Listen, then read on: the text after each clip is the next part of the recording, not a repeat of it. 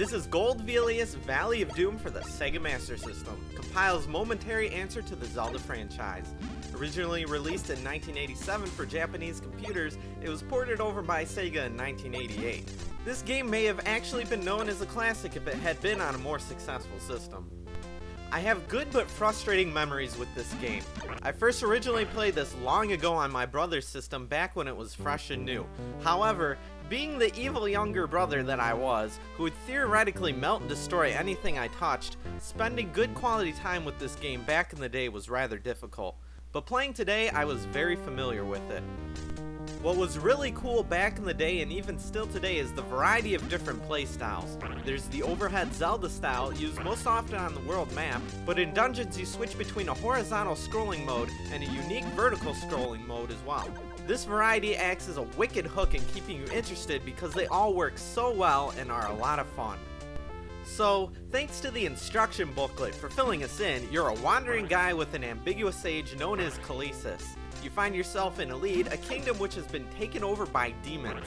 The princess has been kidnapped, the king has been poisoned, and you take it upon yourself to put an end to all this shit. Yeah, simple stuff, but for 1988 it worked quite well enough. Golvellius has a really nice kick-ass look. The entire anime thing may be overdone today depending on who you ask, but it looks colorful and refreshing here. It's an 80s anime art style transitioned over to 8-bit Master System graphics. It has very nicely detailed art. The music is very good too. The number of tracks are limited, but they are enjoyable. Golvellius isn't without its set of problems, as the old school frustration factor really shines through. There's a lot of small things that add up that I could complain about all day long. As per most games back then, you can't move diagonally in the normal overhead mode. That's fine enough, the first Zelda still played just fine, but Golvellius here feels very clunky. When he swings his sword, he really only stabs it forward, hitting only what precisely touches the tip. Lining up shots can be a pain in the ass. Enemies also become ruthless as well towards the end of the game. The hit detection feels stacked against you as they'll have no problem causing you lots of damage. While finding your way to the next task is actually much more easy than what I would have expected for these days, by the final fourth of the game you'll be living on the edge. The enemies have no mercy, and with the above mentioned problems, you'll probably find the game to be quite difficult. While I can't fault pure difficulty, you'll surely feel as if you're taking a whole lot of cheap shots. Golvellius definitely lives up to being a good game for its era.